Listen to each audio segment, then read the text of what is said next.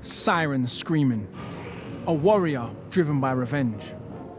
A son in search of a father, and the trickiest journey home you could ever imagine.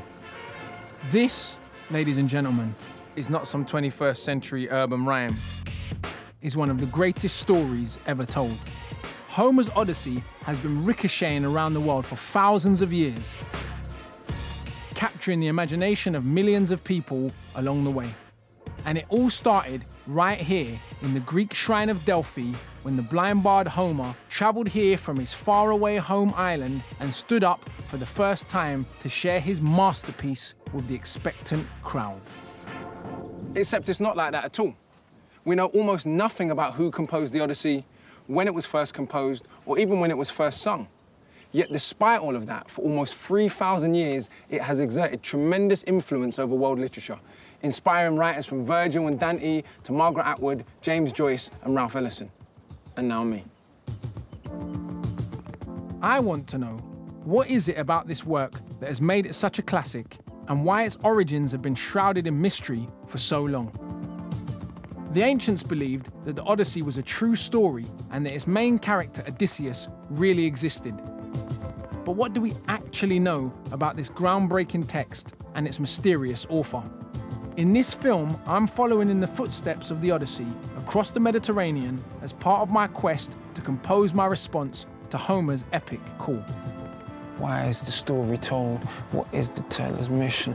What is the ultimate source of our deepest intuition? To create this work, I'll need to find out exactly what we know about its mysterious author. We have the name, we have the poems, and we have lots of stories, but these immediately show us that people were speculating. Come face to face with some of the main characters from the story. This is the so-called Mask of Agamemnon. Hear how the Odyssey might have sounded to its first audiences. Τον άντρα τον πολύτροπο, πες μου, Θεά. And discover how Homer's works helped the ancients understand both life and death. You're cutting into the heart of a really fundamental question, aren't you, about what it means to be human? The central theme of the Odyssey is the irresistible urge to return home. And so, to help complete my new song, my journey culminates on the island of Ithaca, the homeland which Odysseus spent so long striving to return to. How will seeing the world of the Odyssey firsthand influence the way I craft this 21st century response? This is my Odyssey.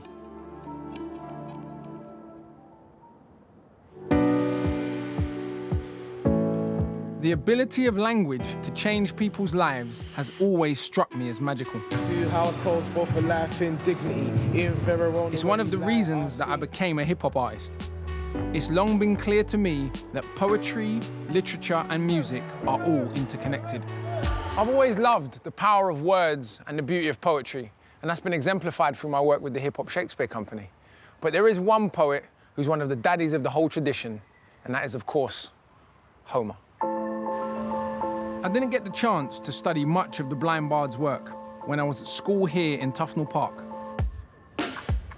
But right around the corner is a bookshop specializing in texts from around the ancient world. This is the treasure trove, as you can see. It's pretty big, but the Homer that you're after is down here. That's a lot of Homer. Enjoy. It really makes you think about how many different translations there's been and for how long. And I always like, you know, for some reason, the old dusty books, even though I know they were printed recently, they feel almost like secret. The Odyssey is an epic poem spread across 24 books that appears to date back to the 8th century BC. It begins with the lines, "Sing muse of the man of many ways, who suffered so much after he destroyed the citadel at Troy." Words that immediately grab you and set up the grand nature of the story that is about to unfold. Though the Odyssey and another epic poem about the Trojan War called the Iliad are most often attributed to the poet Homer, we're still pretty much in the dark about who he was or whether the same person even wrote both texts. So what do we actually know about this literary genius? We have the name, we have the poems, and we have lots of stories from antiquity about who Homer was. But these stories immediately show us that in antiquity people were speculating about Homer, trying to imagine him rather than knowing facts.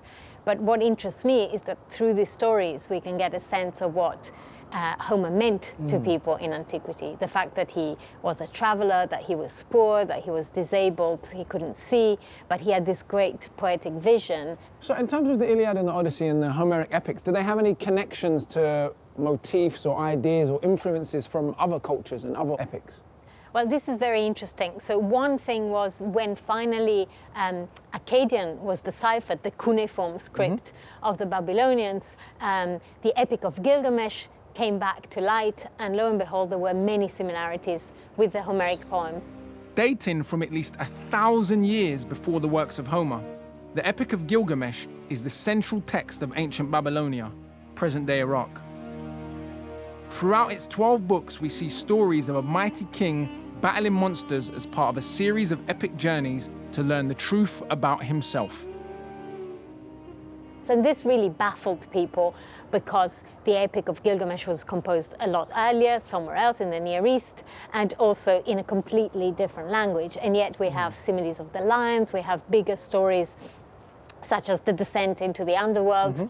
These are motifs that repeat in different cultures, partly because they're interesting to people belonging to different cultures. So, do you believe the Iliad and the Odyssey are work of one single author? Well, that's a difficult question. They are well structured. They have an incredibly complex and well thought out architecture, and they were clearly meant for reperformance. Yeah. Then the question is, did they improve in reperformance, or was there a work of an original genius that was then diluted and became worse in the course of time? And that's where scholars argue a lot. Okay. Yes. That's what scholars in general think, but what do you think? I'm quite open-minded about this. I do think that the Greeks didn't want these poems changed too much. What we have is pretty uniform, but the tradition out of which they emerge is vast. When the Odyssey was first composed over 2,500 years ago, it wasn't through the written word the audience first heard it. It was through public performances of traveling bards throughout Greece. In many ways, this tradition is alive and well with today's performance poets. The galaxy, stars surround you, space dust illustrates every step you walk. The air that you dread to breathe is the air that you make. Tonight, I'm in East London, checking out some up-and-coming young talent at an event organised by my friend, the writer and poet, Anthony Anaxaguru. Don't you dare duck, because you were born to rise. What do you think about the relationship between spoken word performance poetry and hip-hop, or rapping, call it? Well, I think that's essentially what the debate comes down to, different styles of poetics and nuance and references. Obviously, like, there's a lot of hip-hop that is very pun-heavy, and that is that hip-hop has its own distinct style of using poetry. Hip-hop as a poetic medium is constantly being undermined by those who deem more traditionalist styles of poetry as being acceptable. But when we look at something like the Odyssey, for example, those epics were originally composed as songs, essentially performed as the popular songs of their day. The spoken word held a kind of a reverence that we might not necessarily see today. And that's really what poetry is supposed to do, to reactivate language and give it back to people in a more exciting way. She never likes to go back or look herself in the eye, never learnt to move her body to a rhythm or forgive. Just as people here listen to these poets tonight, the first audiences of the Odyssey would have sat around taking in performances quite like this. From these beginnings, the Odyssey has echoed around the world, inspiring writers and artists to dream up their own versions. I first discovered this work through Ralph Ellison's novel Invisible Man, which takes Homer's plot as its main structure, a device that is used too in James Joyce's Ulysses, or even in the Coen brothers film Oh Brother, Where Art Thou? I think it should start off quiet and build, probably with vocal and cello, I think, is my instinct. Responses like these have inspired me to write my own new song as a homage to Homer. The impact of the Odyssey has been so great that when you think of the Odyssey, a poem about Odysseus, it's become a byword for a challenge, a saga, trials and tribulations, a journey, all of those things the Odyssey evokes. And, you know, I think so many people have tried to recreate or been influenced by it because it's been so important for so long. It was already an important text in the ancient world and has just, you know, continued to hold that power. And I think there'll be loads more reactions to it. As I craft my new work, I'm going to head out to the lands of Homer to help me understand just how the Odyssey was first created.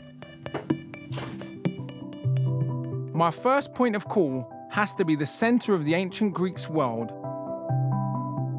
the sacred shrine of Delphi. Today, we all know about the Olympic Games, the ancient Greeks' athletic competitions.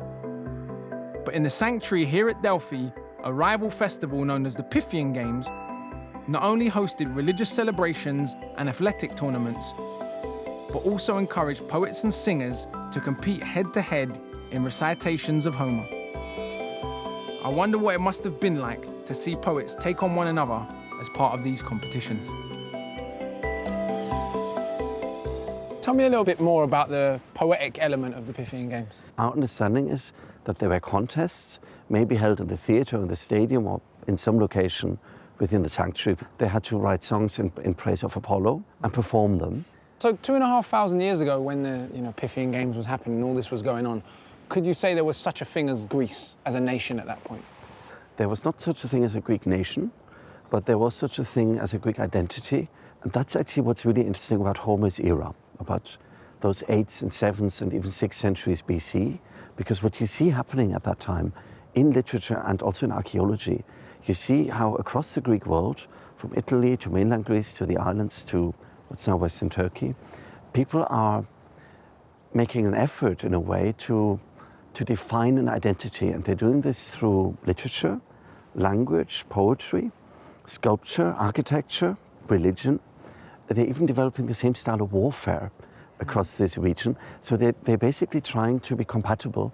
So to put it another way then, what was Homer's role in the creation of this Greek identity?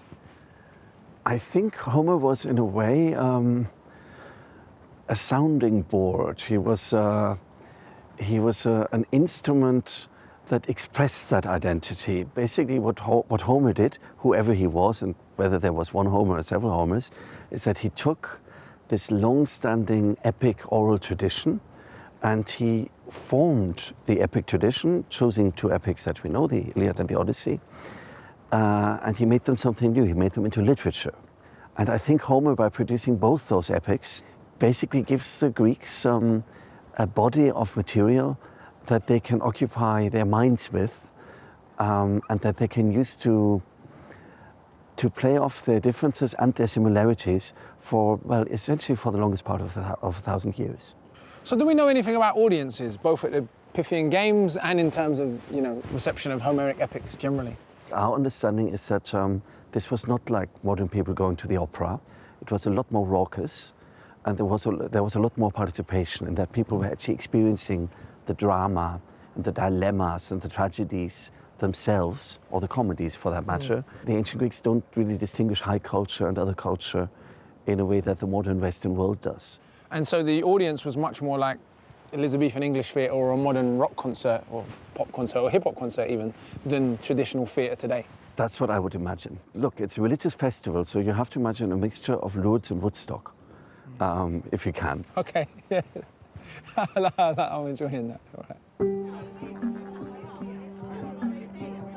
I think among the many interesting things that I took away from Heinrich were really how little's changed, or how much is continuous, how human beings still do the same things, dancing, athletics, and of course, most interestingly, from my perspective, competitive performance poetry, which has obvious echoes with rap battles or poetry slams. And it was also interesting to hear about how much Homer was central to the formation of this emerging Greek identity, and hear about the atmosphere here at the Pythian Games and other, public festivals within the Greek world.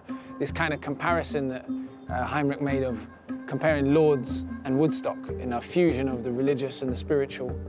Greece today is seen, ancient Greece, as the epitome of high culture, yet that was not really a concept that the ancient Greeks had themselves. It was just culture. It's mad to picture bards performing Homer's epic to its earliest audiences at a location as spectacular as Delphi. It's the word carries on. It's our first birth, the search that we on. As part of the oral tradition, the texts of these poems wouldn't have been set in stone from the very beginning. Different performers would have been able to freestyle their way through the story, a fact that tallies interestingly with the way I compose my own work. The blind bard's vision. The blind bard's vision. There's worse places in the world to do your writing. My writing process is quite strange. So when I was a much younger man and I first started getting into making music for a living, I heard, it was actually Jay-Z first that I heard say he doesn't write anything down on paper. I thought, he's chatting rubbish, that's impossible. And also then I heard Biggie did the same thing. And so I started trying it. I get a rhythm and then I get a line and then I get a few lines and I get the building blocks of what I want to say. And then eventually the benefit of writing this way, by the time you finish the composition process, you know the whole thing off by heart, inside out. You've practiced all the flow and all of that because you're saying it over and over to yourself so much. And you know, in terms of inspiration, well, I've just been at Delphi all morning. I've been soaking up all of this ancient history. I can see the temple of Athena right down there. You know, in terms of locations, to be able to walk around and mumble to myself and practice my craft. Well, I've been in worse places, so I'm gonna get back to work. But what did those early performances of the Odyssey actually sound like?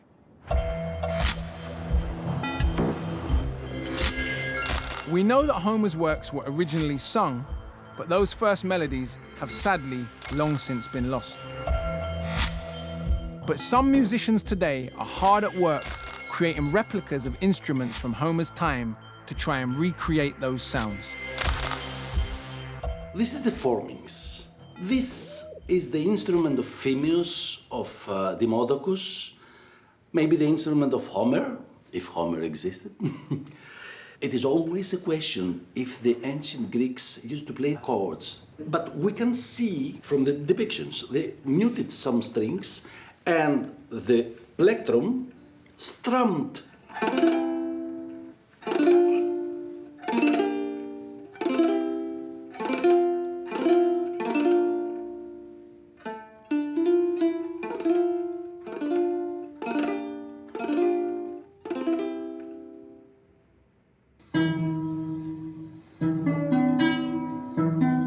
These instruments were developed through the use of 3D scanning technology based on depictions from ancient pots and vases. In ancient times, musicians were restricted to gut strings only. But today, this instrument is strung with nylon. Recreating these sounds somehow evokes images of those ancient times, making them feel even more real. Talk to me about the performance of poetry in ancient Greek culture. My understanding is that it was all performed with music. There wasn't this separate category that we have today. That came much later. In ancient times, when we say the word music, it means three things all together. It is music as we can understand the music today, dance, and poetry. And poetry was the first thing. In the beginning was the word. This is very Greek, as you can understand. Today, there's almost a certain snobbery. For example, when Bob Dylan won the Nobel Prize for Literature, there was a question that music lyrics are not literature. But in general, I've been part of many debates, and it's a big debate now in modern academia, where people feel that music performed to poetry is lesser poetry. And what's ironic is this is coming often from the same people who would elevate the Homeric epics as the greatest example of poetry ever. But they were set to music in their own time. You're right that this differentiation exists today. But in ancient Greece, they had contests for music. A poet-musician had to stake his fame because they were the most famous. Interesting. So they were almost like early, I don't want to say pop stars, but they were, you know, very, very popular. Exactly, pop stars. Yeah. They were pop stars.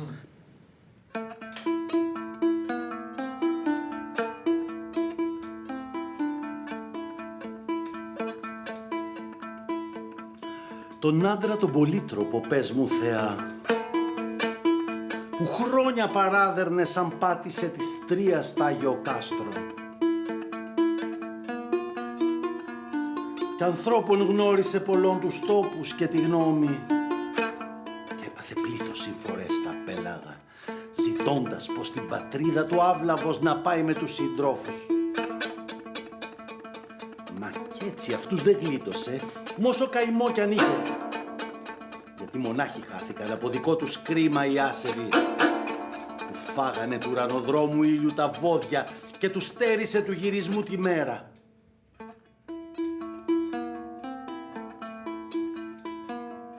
Πες τα από κάπου και σε μας, Θεά, του Δία κόρη.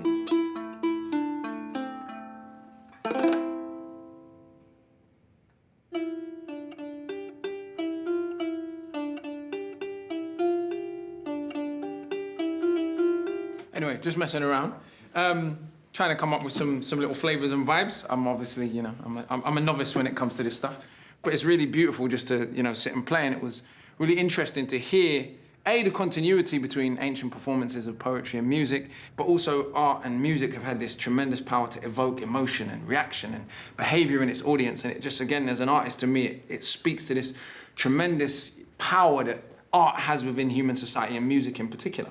But it was really interesting also to hear about how much details we still know about how these very, very ancient instruments were played and how similar it really is to modern forms of music. So again, a real interesting lesson, and this particular instrument being the instrument of Homer, if Homer existed.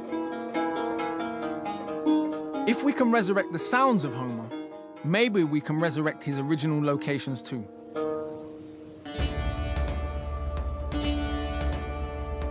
Next up, I've come to the great citadel of Mycenae, home to some of the most well-known archaeological discoveries of the past 2 centuries. In the Iliad and the Odyssey, this is the home of the general Agamemnon, ally of Odysseus and leader of the Greek army at Troy. For hundreds of years, it was believed that the palaces of Homer belonged only in the realm of myth. But when German archaeologist Heinrich Schliemann dug up this site 150 years ago, he thought he had found the legendary fort described in Homer's poems. Could this really be the case? The world of Homer, as far as we can tell, was what we would call the world of the Late Bronze Age, what he might have called the Age of Heroes. And that notion that the Homeric poems actually described or were about a real period in history is something that has been sort of debated back and forth for centuries, really, but particularly came to a head in the late 19th century when Heinrich Schliemann excavated first at Troy in northwest Turkey and then here in 1876 and discovered the remains that we see around us, which he thought demonstrated the reality, the historical reality, if you like, of the Homeric poems. And for probably about 50 or 60, maybe a century after Schliemann's discoveries, that was pretty much an accepted opinion. What kind of things were found here? Well, one of the most famous discoveries is this. This is, I hasten to add, is a replica. We didn't teeth it, we promise. Yeah. This is the so-called Mask of Agamemnon. When Schliemann excavated the grave circle, which is just below us here, grave circle A, he found a number of gold masks, which had clearly sat on the faces of some of the people buried there. And this one has become associated with the most famous occupant of Mycenae, Agamemnon. But if we follow the strict chronology of the Trojan War, which many people place around about 1150, 1200 BC, the grave circle belongs to somewhere around about 1600 BC. So by definition, unless he had lived a very, very long time, Agamemnon, if he was buried there, couldn't have been the person in the Trojan War, or the Agamemnon in the Trojan War couldn't have been the person buried here. So how come it still stands that people think of this as the Mask of Agamemnon? He was one of the most famous inhabitants of Mycenae, and therefore it's natural that Schliemann claimed to find the face of Agamemnon on one of the tombs in grave circle A. So it's the mask of question mark, really? It's the mask of some anonymous Mycenaean ruler of the 17th century BC. So we can't say for certain if Homer's works were based on these mysterious Mycenaeans. despite some similarities between them and his characters.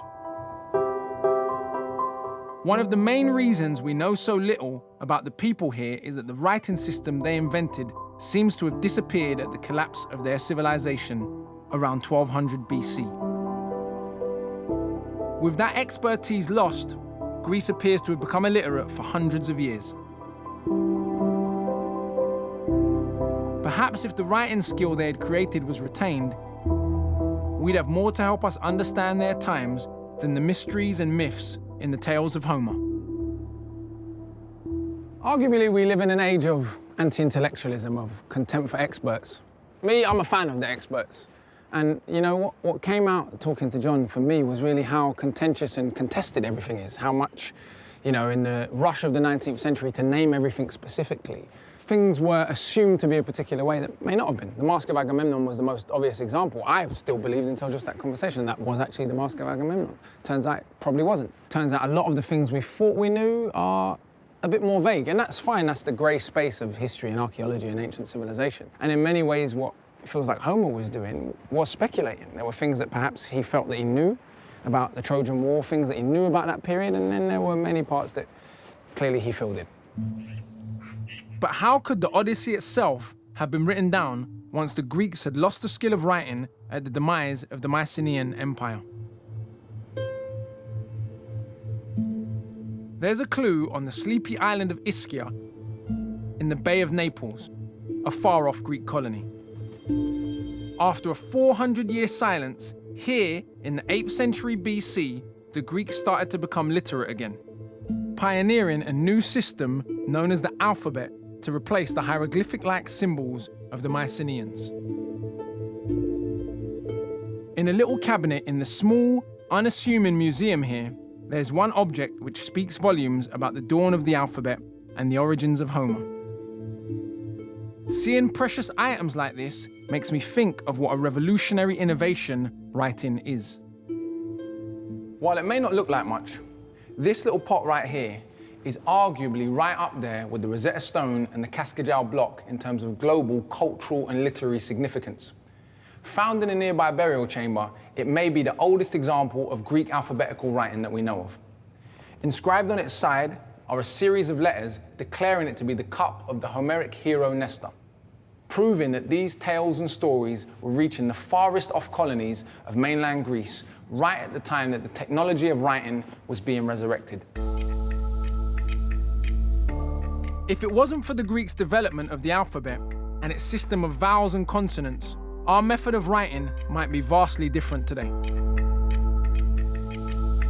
When this humble cup was first uncovered, some scholars believed that the alphabet may actually have been invented purely to record the works of Homer, though that view is a bit old-fashioned nowadays. From what we can tell, the Greek alphabet arose from their trading connections with the most powerful merchant civilization in the Mediterranean, the Phoenicians of the Middle East and North Africa, who were based mostly in today's Lebanon. They had their own hieroglyphic-like style of writing, featuring symbols such as Aleph, Bet, Gimel, and Dalet, which clearly inspired the Greek letters Alpha, Beta, Gamma, and Delta, as well as Arabic letters too. Finds throughout the rest of the museum here at Pithecusae show that this island, a stone's throw from Naples, was not just one of the oldest Greek colonies, but was also an important trading outpost with the Phoenicians. Just as important as the presence of letters, though, is their rhythm and pace too. These short lines, carved on the side of the pot, have their own curious sound. What's really interesting about Nestor's cup is probably the fact that we've got some hexameter on it. So it's one of the earliest examples of the dactylic hexameter written in Greek. So what is the relationship between hexameter and Homer? Homer and Hesiod are the two poets that first kind of lay down the great hexameter poems, and because they become these massively authoritative texts in the ancient world, it becomes the meter that's associated with those high forms of poetry. Dactylic hexameter is a type of poetic meter or rhythm that was widespread in the ancient world. It's a much older rhythm than iambic pentameter. Shall I compare thee to a summer's day? Thou art more lovely and more temporal. Which I use regularly when I perform the works of Shakespeare. Too short a day, sometimes too hot the eye of heaven shines, and often is his gold complexion dimmed. Why does the pentameter, most famously used by Shakespeare, work so much better in English than hexameter? Because it follows the stress patterns in English. And with hexameter, so you've got 6 feet in a line. What are feet for the people at home? So feet, it's a way of breaking up a line, and it means it's like a collection of a sound. Yep. So you've got 2 long sounds, or a long and 2 shorts. So it's like da da da da da da da da da. Like that's if you've got dactyls. If you've got spondies, then it's da da da da. It's much slower, and you can do that in Latin and Greek because you can follow the quantity, the long sounds in words, and kind of make sure that the rhythm fits. So if you think about the opening half line of the Odyssey, you'll be able to hear the sound that I'm talking about. Andra moi enepe musa, or the opening section of the Iliad, men in aedathia. You can feel that the sound, and it's matching onto the long sounds in the Latin and the Greek. What I find really fascinating about pentameter poetry is obviously the rhythm of the human heart, which what I found really interesting about that form, especially for modern music, is it fits over so many different kinds of beats. If you take any different kind of speed of instrumental, as long as it's not in a waltz or some 6/8 or some kind of weird time structure, anything that's in 4/4, no matter what the speed, you can transfer pentameter poetry over it. And I believe that part of that is this kind of human heart center of the rhythm. Yeah, and I suppose as well, because you've got much more regularity there, haven't you? In dactylic hexameter, you've got options as to what you can do in every foot. So sometimes if you wanted to convey something very serious, then you might use lots of long sounds and lots of spondies. So it would be like da, da, da, da. Whereas if you wanted to give the impression of speed, then you'd use lots of dactyls, so da, da, da, da, da, da, da. So the fact that there's that flexibility within hexameter means it doesn't offer the same immediate regularity that maybe you're talking about there. And it's also why it's a little bit harder to grasp until you've got something in front of you and you can feel the rhythm there. My friend is a Brazilian Portuguese rapper. And it's weird, they can't rap in double time because Portuguese words are so long. Yeah, so like the English accent lends itself, that's why we rap, we have like grime because it's 140 BPM. You can rap very, very quickly in an English accent because we squash our vowels and our consonant pattern is very percussive. And so that's actually why the English accent lends itself to rapping a lot faster than even the American, but especially than the Portuguese. Oh, that's really interesting. Because the words are so much longer and stretched out. Having discovered the context behind the Odyssey, from what music, archaeology, and rhythm can tell us about how it connected with its first audiences, it's time to get to grips with some of the individual tales from this masterpiece. Many of the most well-known moments from the Odyssey, such as the encounters with the Cyclops or the Sirens, and even the descent into the underworld, are first told in a key section of the poem where Odysseus attends a banquet and tells his fellow guests about the many trials and tribulations he has endured thus far on his epic journey home to Ithaca. The others seated around him are amazed to hear these fantastical tales of bizarre creatures and supernatural happenings. Because the ancient Greeks believed the Odyssey literally took place, the tales of these adventures sparked much debate about the exact locations where they occurred.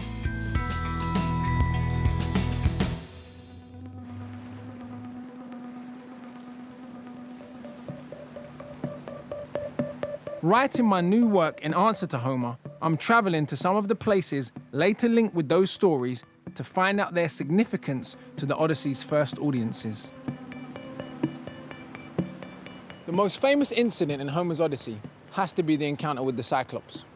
Odysseus and his crew land on a strange island and find a cave brim full with fresh produce and tasty cheeses. But they soon find out that the cave is also home to a terrifying one-eyed monster who traps them inside and begins to eat them one by one. Odysseus manages to get the Cyclops drunk and then plunges a burning torch into his one eye, blinding him. Once our hero makes his getaway back on board his ship, the giant hurls boulders out to the sea in a futile bid to destroy Odysseus' ships. For generations, these stacks of basalt, poking up off the eastern coast of Sicily, have led many to believe that the home of the Cyclops may have been here. The fact that so many people have spent energy looking for the origins of the Cyclops and even claiming that these rocks here are the very rocks that the Cyclops threw in the sea after Odysseus tells you something about the enduring power of the Odyssey. I myself, obviously I don't believe the Cyclops existed, but I have always wondered if the Cyclops, like so much else in mythology, is a metaphor for something deeper. One of the reasons why stories like the Cyclops came to be associated with Sicily is because the island was a colony of the Greeks. In recent years, some have wondered whether the story is a critique of the colonial experience, with Odysseus representing the greedy invader, plundering another's land and disrespecting the customs of the local people.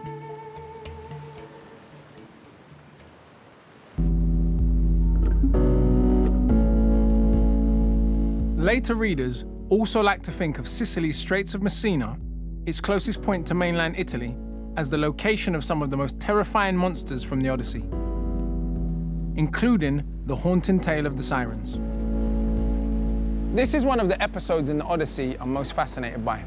The tale of these mythological creatures who tempt sailors in with their singing only to cruelly dash them to their death upon the rocks. Odysseus was forewarned of the danger before sailing by, and so he stuffed his crew's ears with wax and tied himself to the ship's mast. Despite pleading with his crew to sail toward the Sirens' call, they could not hear his cries and thus escaped a narrow brush with death.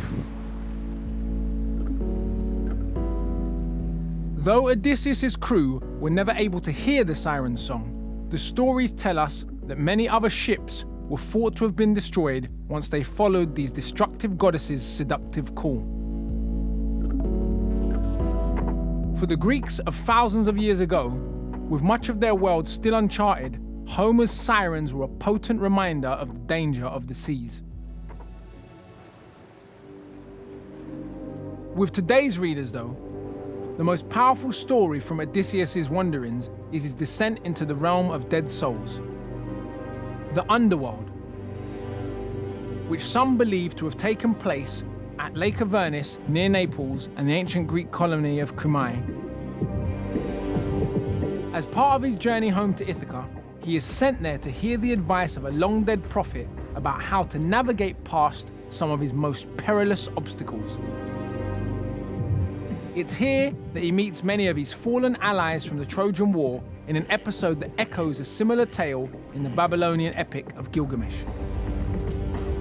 Odysseus' encounters with the ghosts of his fellow Greek generals offer a profound insight into how people in the ancient world understood life after death. As Odysseus is seeing all of these ghosts come forward, one of the figures he sees is Achilles. So Achilles has been the most famous warrior in the Iliad, and he's this figure that exemplifies everything about what it means to live fast and die young. But there's a moment when Odysseus sees him and he says, oh, you know, you were so famous in life that you shouldn't look so sad because you've got to have the same sort of kudos down here as well. And Achilles basically says, you don't know what you're talking about, Odysseus. I would rather work for a man that doesn't own his own land than be king of all the dead.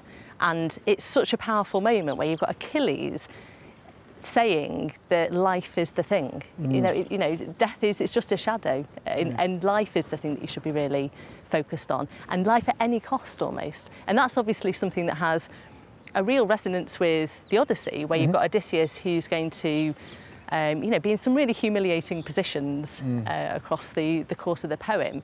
And it kind of justifies it in a way for Achilles to say to him, you know, anything that you have to do to stay alive, that's what you should do. Seems almost like Shakespeare reverses that in Tomorrow and Tomorrow and Tomorrow. Life is but a joke, a poor player.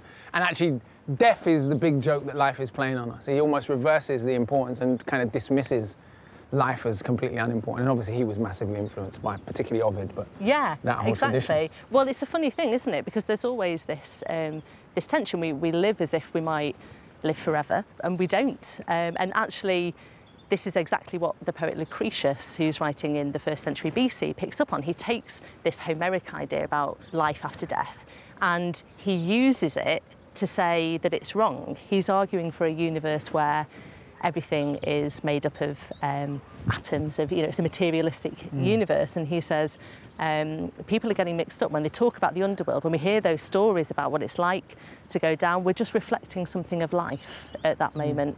It's not true that there's anything after death, and if we live as if there is something after death, then we're actually missing out on the really important stuff, which is now. We see in, several traditions this idea of the hero making a journey to the underworld in ancient Egypt, in Gilgamesh.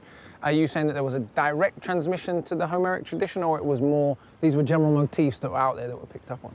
So this is part of a wider debate regarding Homer. Some people have argued that we should see direct connections between these, and that actually the stories of Homer, the Iliad and especially the Odyssey, emerge directly from this kind of Middle Eastern poetic tradition. And some people have argued that we should see this as part of a more general picture. There's something that's important across all cultures when it comes to thinking about what might happen when we die. And what we have in the Odyssey is a kind of crystallization, I suppose, of one idea about what death might look like and what the afterlife might look like. When we talk about those other poems of Gilgamesh and so on, it's absolutely the case that it's the Homeric version of things, no matter who he was or how we understand him. It's his version that becomes famous, and it's his version and the way that we understand Homer that affects later authors and makes them want to engage with the poetry and also with the man. So sort of like cover versions of songs? Absolutely. So if you think of Jimi Hendrix and Bob Dylan, for example, you would never suggest that All Along the Watchtower was anything other than Jimi Hendrix's song. The greatest of respect to Bob Dylan, no, you wouldn't. Absolutely, because that's the version that pins it down. That is the one that that matters. It's always tempting to see Homer as the Colossus at the dawn of the epic tradition, but he's responding to what has gone before, just as countless artists and writers have responded to his works. I'd known about the more recent examples, but to hear about ancient Romans like Lucretius is a bit of an eye-opener. To learn from Catherine that the appropriation of ancient Greek culture, and Homer in particular, seeking that tradition as a source of legitimacy, was not just something that began with 19th century European and in particular British imperialism. It's been going on for thousands of years. Homer was already seen as a source of legitimacy for particular cultures or colonies back then. That was really interesting to learn. And then to get a broader sense of the Greco-Roman pantheon of poetry beyond Homer has really made me rethink my own writing process. And I need to go and visit some of those other texts, the Virgils of this world, to get a context in which to place my own response to Homer's Odyssey. So really kind of a lot to think about and a lot of provocation coming from Catherine, and I'm really looking forward to getting into, sort of maybe put together now a map for my own writing based in some of the things that I've learnt there. So looking forward to it. Why is the story told? Is the teller's mission? What is the ultimate source of our deepest intuition? Why does From the sounds and rhythm of the first performances of the Odyssey, to its main themes, plot, and enduring archetypes, there is a lot to keep in mind as I write my new track. Exploring these places associated with the Odyssey, I have to admit that it might well be a waste of time to try and figure out whether any of them are the real places Homer had in mind, regardless of whether or not he really existed. But as I prepare to complete my own new homage to the Odyssey, there's one final stop-off I have to make. The tiny island off the west coast of Greece that Odysseus was so desperate to get home to.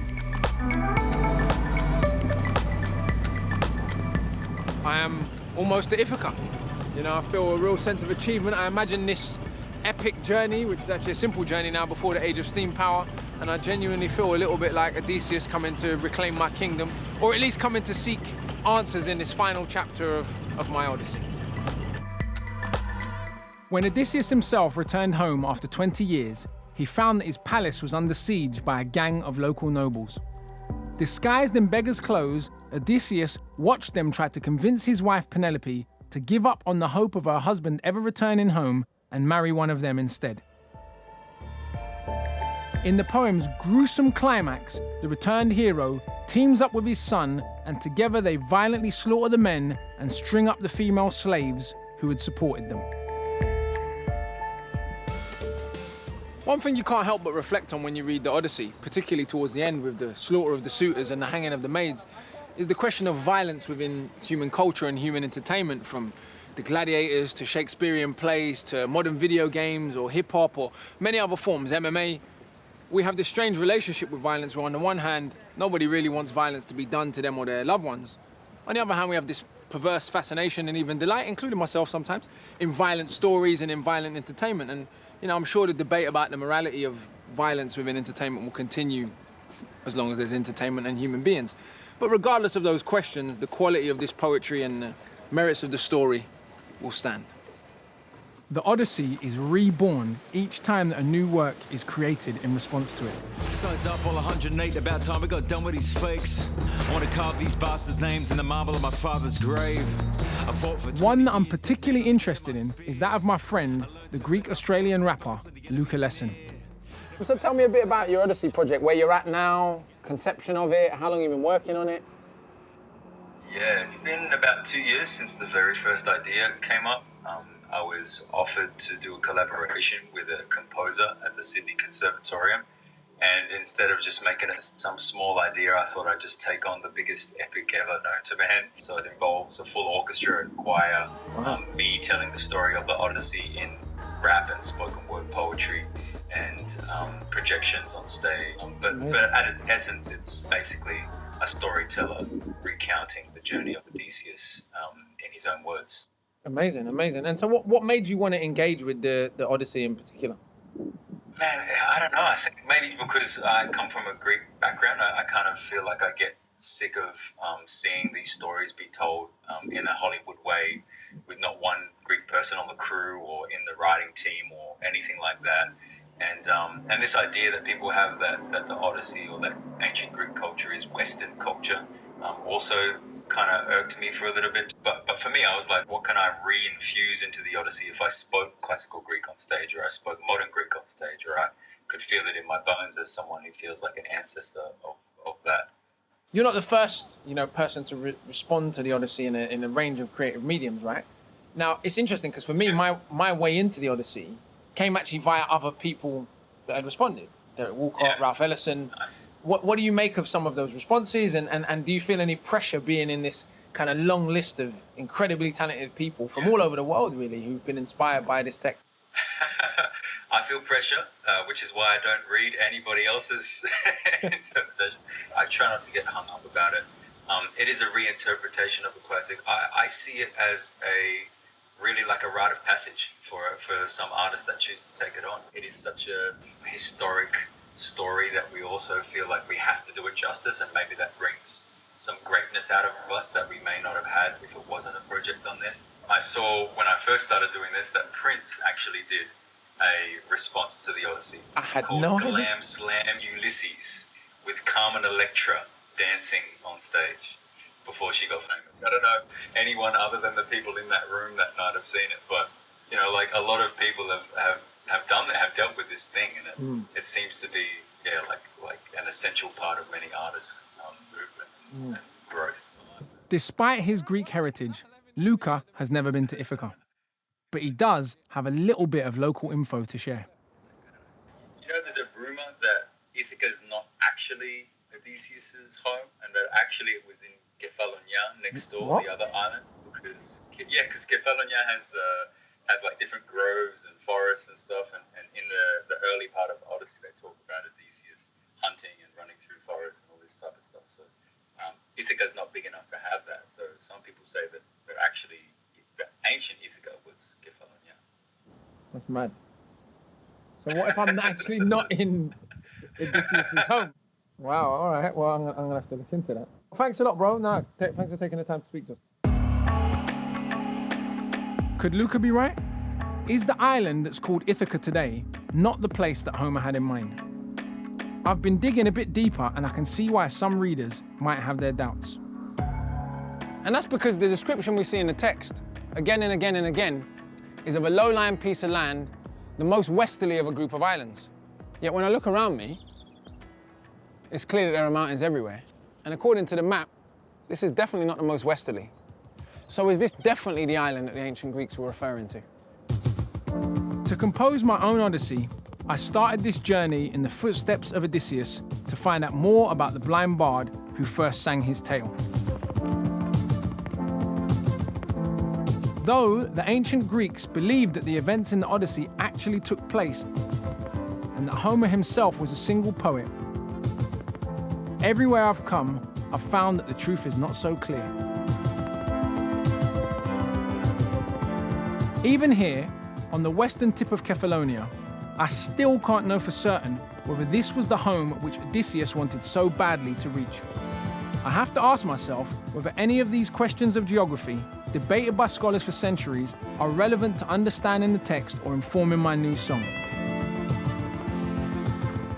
Is part of the beauty and intrigue of these ancient stories the fact that they are now so shrouded in myth and mystery, and would more specific knowledge actually take away a little bit of their magic?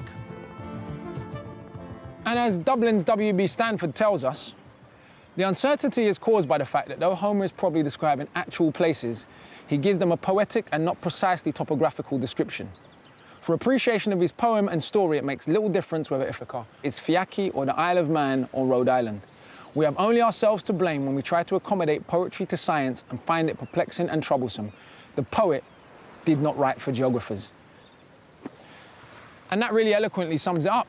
We may never know whether Homer was man or woman, group of people or individual, blind bard or fully sighted athlete, ancient Greek or ancient Egyptian. These are all theories that were advanced from the most ancient of times. We probably will never even know if there was a real Odysseus. And over the last week or so, when I've traveled to Greece and its former territories, I've concluded it doesn't really matter. The Odyssey is one of the great epics of world literature. It managed to soak up influences from all around the world and itself has continued to influence people for over 2,500 years. Again, I say, this is my Odyssey. Yo, listen. Yo.